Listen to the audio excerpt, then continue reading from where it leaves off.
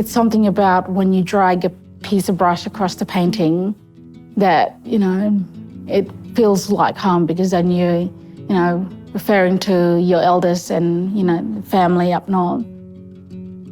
Growing up as a kid on that little island in the Gulf of Carpentaria, every colour pops out. The water tells stories, the tide tells stories. The sky, the water, the ground. So I put in every colour that I see on the island.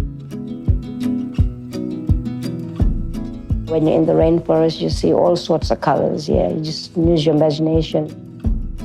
I actually mix my own paint, and when I put my background down first, I put my varnish and pigment down, and then I put solar guard on top, and it reacts different. I put 3 or 4 colors at once and try to make them move together. It takes me 2 days to do a painting. I have to lay up my colors first, then I use a little tool, then I scrape through, and you can see the colors that comes underneath through the canvas. And I've actually learned from my grandma. That's why I use my fingers a lot in my paintings, because she used to draw in the sand and telling me about how they travel from one community to another community. That's why I found my fingers really relaxing and just drawing in the sand. The subject matter was always of interest to her. She didn't want to be painting anyone else's story. So she was self-taught and self-determined. I think understanding the holistic nature of performance art, bringing narrative through into Indigenous stories and expressing what can't be expressed any other way, it's not such a far distant call to the visual arts.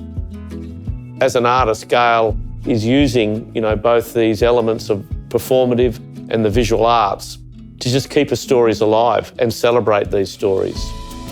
It's important for everyone in Australia to know about the truths and the shared history that we have, because how can we move forward without understanding our perspective and what our ancestors went through and fought for this country. With Boundary Street, I wanted to include the sign. And when I walked down to this place that I ended up taking the photograph in, I felt the presence of what it would be to be there back in the day that you wouldn't be able to be there. So this fantastic suite of 8 prints was compiled as a print folio, and we were able to include it in the IES Indigenous art collection. It's almost like they could illustrate a children's book or something, and you can imagine all these fabulous Aboriginal stories coming out of these magic baskets. When I created the sculpture at IES, it basically came from one of my paintings. And that painting was about family. I'm very proud of that sculpture. The first time I saw it, I started crying. It was something really big in my life.